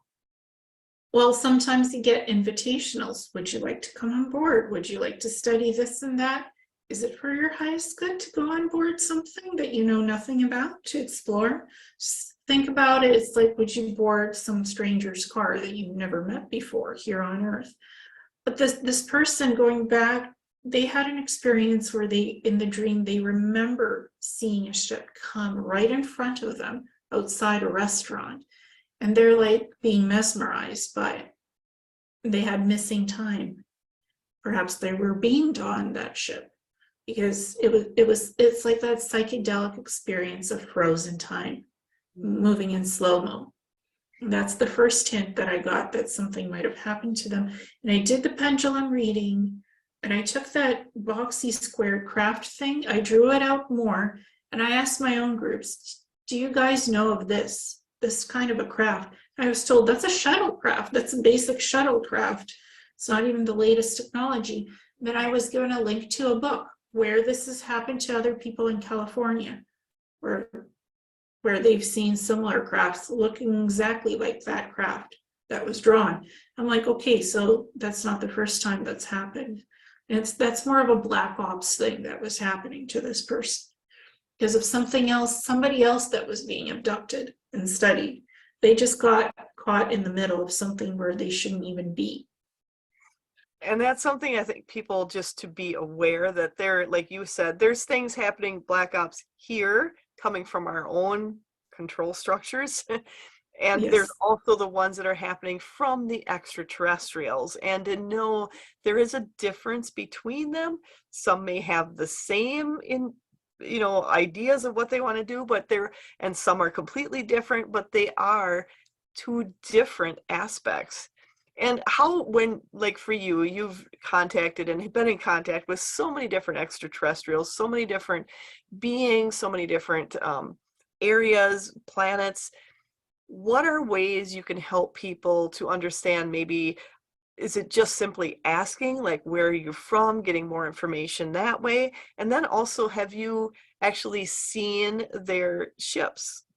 Oh, I've seen many different ships. I've seen huge Arcturian circular motherships, purple, gray, and everything has crystalline portions inside. Like it has crystalline technology, and they float. And the ship can be bigger, smaller. That's just an illusion because they can change the frequency and the ship changes. And when I was inside, it's like everything, they're floating, they're not walking, and I'm floating because the energy is so light inside of it. And other ships have been more physical, the secret space program ships, like more tactile. It all has holographic technology, so you're not pressing too many buttons. It's a lot easier. And the bots clean, the vacuum bots, that's the best way I can call it. You're not mopping around, going around with a vacuum or a mopping tool, cleaning up the dust. There's no dust. All of these ships are super clean. So there's some kind of a cleaning system, always keeping things clean and the air purified. I think I want one of those for my house.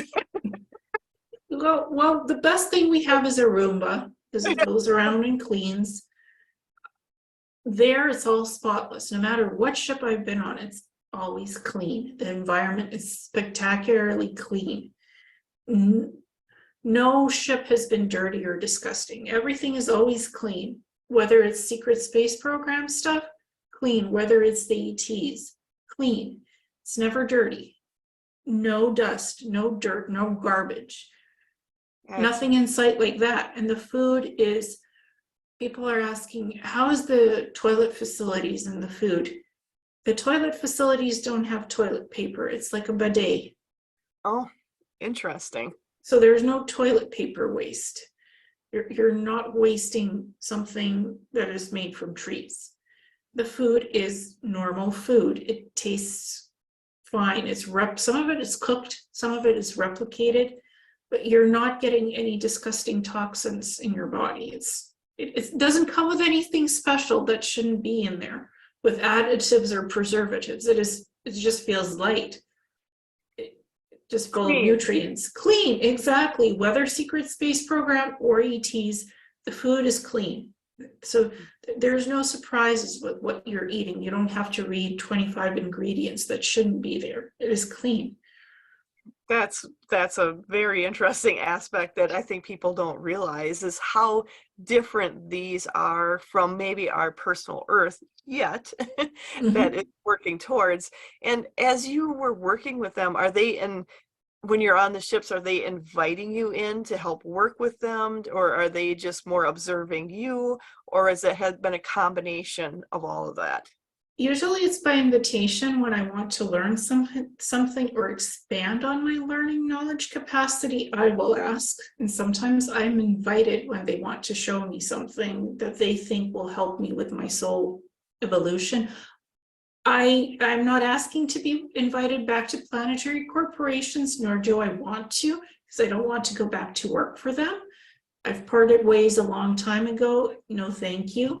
That aspect is I'm not involved in any of their operations, but I can remote view what's happening there and see. So if I want to see what they're doing, I can see through my ability. I just don't engage with them because I don't want to be back in a corporate military work environment. Not interested. And that's where you're pretty much working on the DNA, the Yeah. micro nanotechnology, all of that aspects, just so people are clear about what that corporate technology part is there. Oh, And yes. I just, it's just very interesting for people to like open their minds and to see all and to hear from you all the different aspects of what's out there.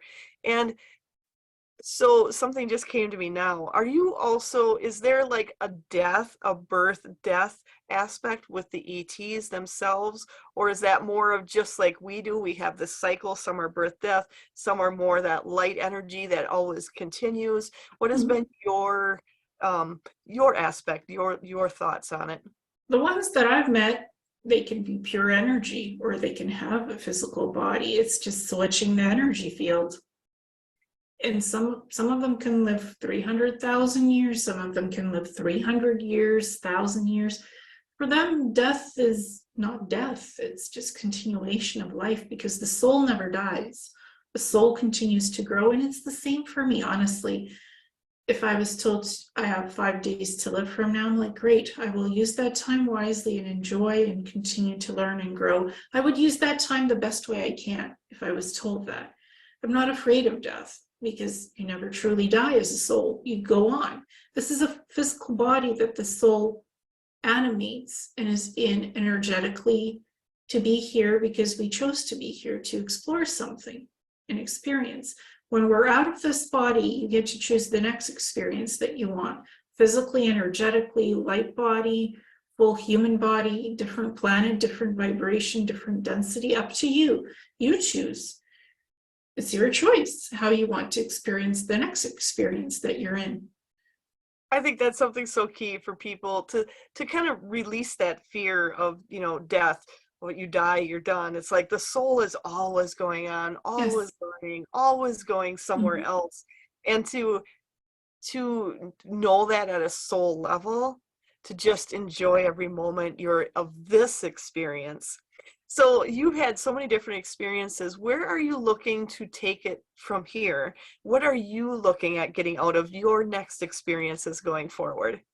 To continue my research, to continue seeking, finding. I want to find the next interesting thing that's out there for me to figure out, to study. I love study. I love exploring. I like researching. I'm coming back to the core of the research, trying to put the puzzle pieces together. So, okay, if we have secret programs off world, let's find some information that might actually give us some facts about this. And where do I dig and find that and put it as a link? We have UFOs. What type? Human, non-human, terrestrial, extraterrestrial. Let's give some information about these topics to try to actually get some research in.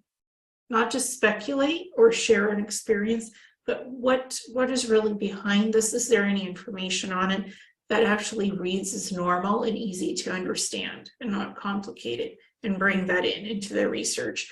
So going back to my ability as a library technician to bring the information cohesively together so people can actually read things and understand it better, what's going on. I love that aspect of bringing in those factual aspects, those details, to bring it in where you can show people, like, here's the evidence of it, versus so much has been out here. I mean, you and I both kind of work in things where not everybody can see what we're doing, but we know what we're doing. Yes, and definitely. you bring that into that physical, because so many people like, show me the evidence, show it to me. And I think that's so key going forward. And I just want to ask real quickly, what do you think about the disclosure aspects with the government?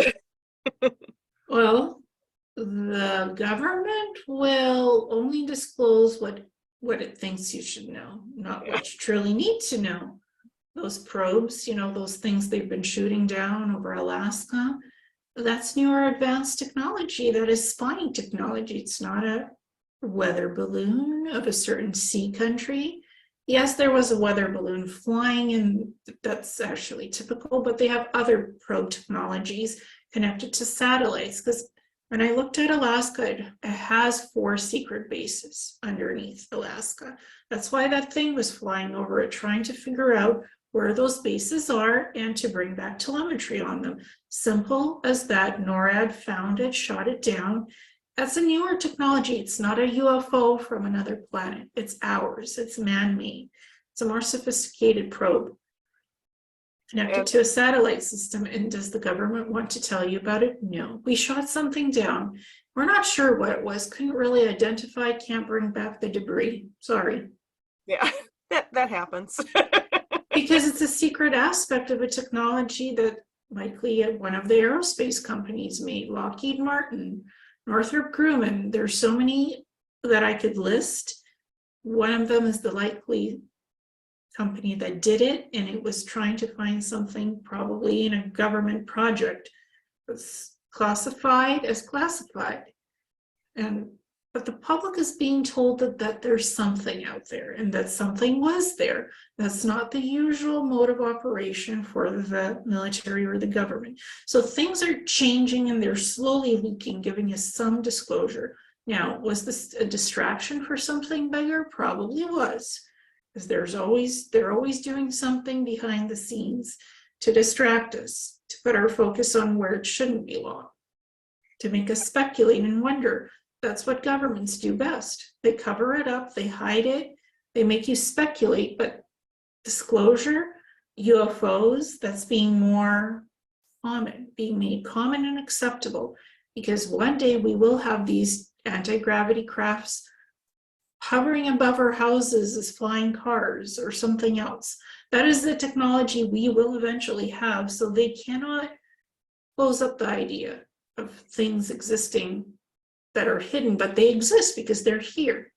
Whether human-made, reverse-engineered UFOs or ET crafts, they're both here. They're both operating in the Earth skies. The government cannot cover that up anymore, so that has to be disclosed, and it is slowly being disclosed. Again, governments, you can't take them at their word. And I think that's something for everybody to expand their thinking, to question everything, to do research and see what's out there, because there is so much that is there. We just need to do a little investigating, because once you do, you start realizing how much more is out there. And not to look at any of this with fear, but to look at it as, what else can I learn?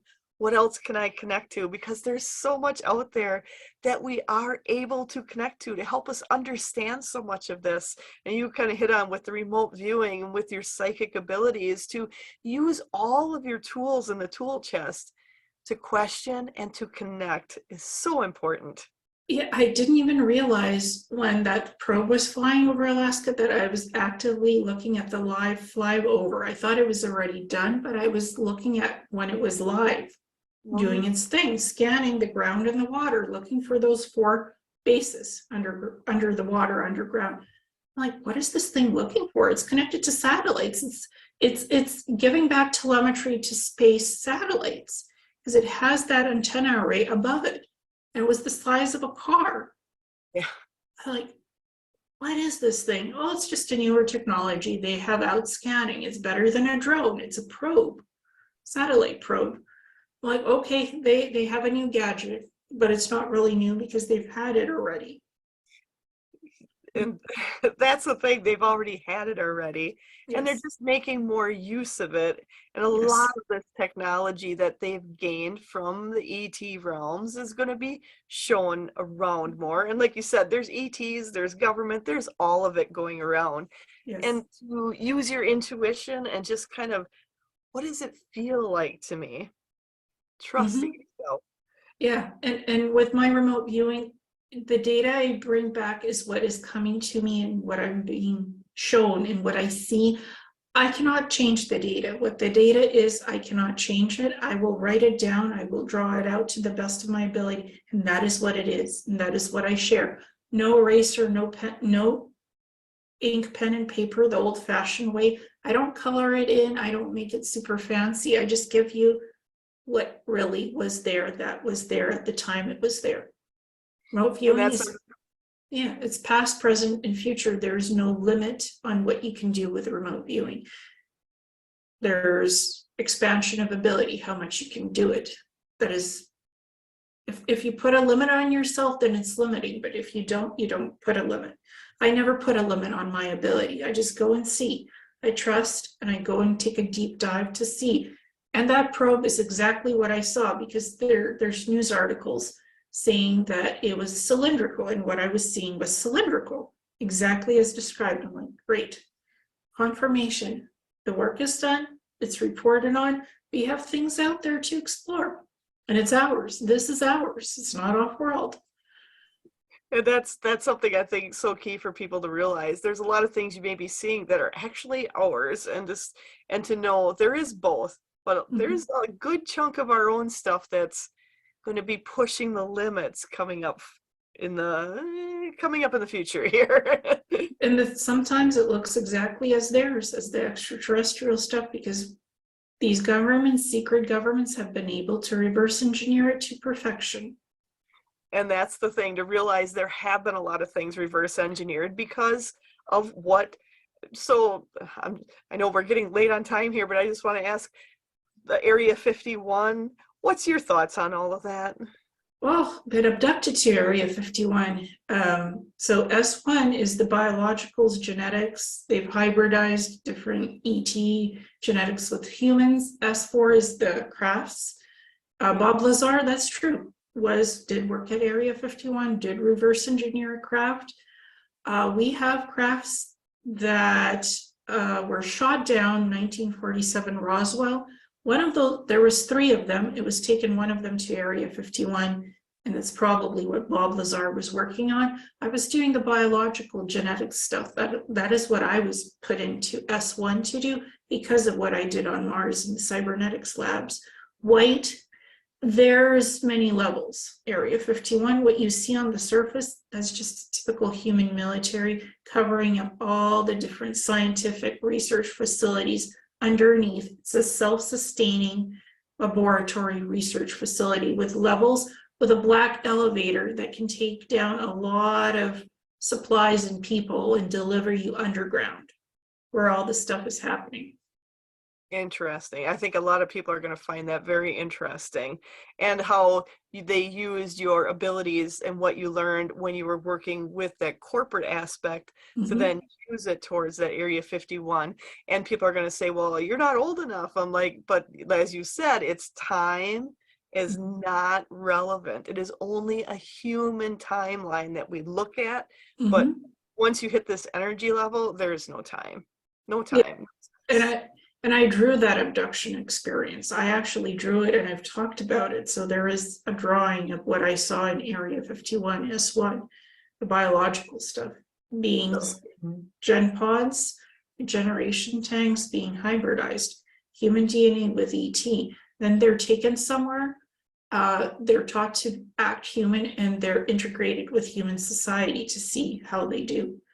they're taken in circular UFOs, removed from Area 51, trained somewhere else with their full consciousness online, having a soul, but they're somehow genetically grown in these regeneration tubes, pods, whatever you want to call them, taken off site once they've maturated into a full adult body and trained, and they interact with us. So I think it's a hybridization attempt that they tried to do. Interesting. And you have this on your YouTube channel, is that Yes, correct? I do. Yeah. So I'm actually going to have to probably get the link or the name for what the episode it is. And Yeah. what I'll do is I'll add that link in with everything here. So people who are looking at wanting to see more of that, they can go to your YouTube channel and check that out. I'm going to check that one out. And then I trust my experience, but I also remote viewed Area 51 because I wanted all the levels. I was only in S1, but there's more levels. So I went and backtracked and remote viewed. That place is huge, and it's humans. It's the secret Earth space programs on Earth, because there's the space out there programs, and then there's the Black Ops here, and that's a Black Ops program, Area 51. And that's something, there's so much more once you start looking into this, how, you had talked about there's people, we're on other planets, they're on our planet. It's all a whole intergalactic connection, and understanding that and getting in deeper. So I'm hoping people tap into your YouTube channel and start looking at some of the other things you have talked about, because for me, I could go on for hours, boy. I want to be respectful for your time also. Oh, well, for me, it's like we've covered a lot of very important things. So is there anything important that you'd like to ask me that you think your audience would like to know? I think I've covered a lot of it. I want to know if there's anything. I just want to then go over what you have to offer again and how to contact you. Is there anything you would like to add to any of this we've done today? Balance yourself, keep working on your light field, your soul, your physicality to be in balance. Don't live in fear. Don't get distracted by outside things that, are here to distract us. Focus in on yourself, love yourself, care for yourself, love your friends, others, family. Keep the deeper connections because they do matter.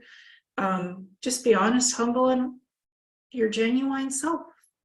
I love that. And know that everything out there, there's nothing to fear unless you put the fear on it yourself. So investigate, open your box, and be open to what's out there. And I can't wait for all of you to check out more of Ileana's things. Go on her website. Again, it is seekingthetruth.wixsite.com/Star Traveler Messages. So check out her website, and then her YouTube channel is Awakening Cosmic Reality Show. So much great information on there. Make sure to check her out.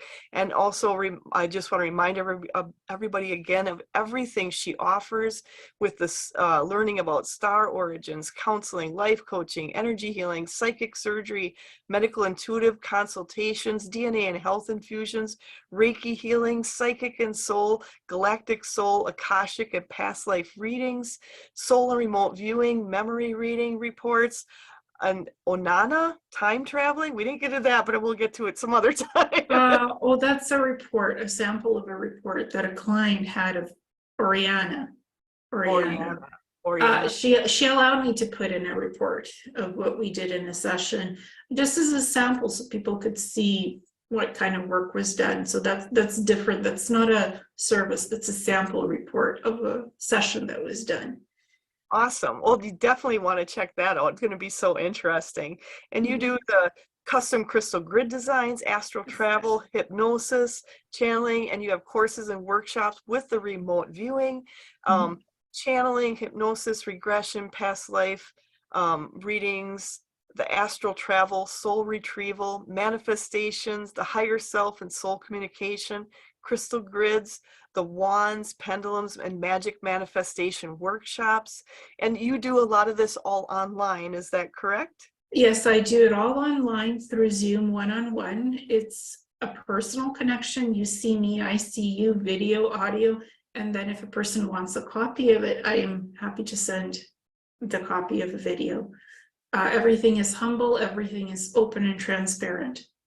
Awesome. I love that. So anybody in the world can reach Ileana and definitely check Yes, her out. And yes. check out I work internationally, multidimensionally on all aspects of the soul and the physicality. And my website is Messages from a Star Traveler. Anybody can type that into a search engine, and the website will pop up if they just want like quickly Messages from a Star Traveler, easy. Awesome. I love that. And then make sure to check out all the other things. You have clothes, grids, meditations. You can get meditations from you, puzzles, books, and Yes. information on star journeys, the dragon, and star history. So much there. So make sure to check you out. And do you have a newsletter also, or is it just the connection on your website? I do have a blog, Ileana's Messages from a Star Traveler, where you can sign up to the blog and it'll give you, it's not a newsletter, it's updates. Anytime I post something new, video, new blog post, that website, if you sign up, it just gives you a link alert when things are posted. So you'll be always updated.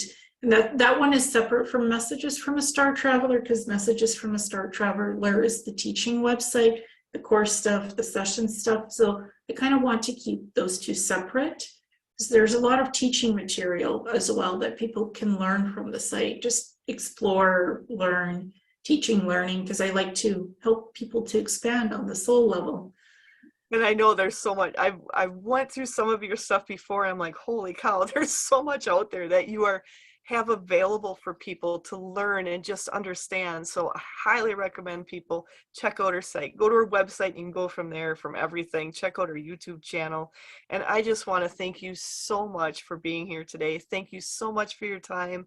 And I appreciate all you shared with everyone. Thank you so much. And thank you for being the kind, beautiful soul that you are and exploring with us for the higher soul expansion. Oh, thank you so much. I appreciate you. And I appreciate all of the people listening. Thank you for being here. And I hope all of you have an absolutely amazing day.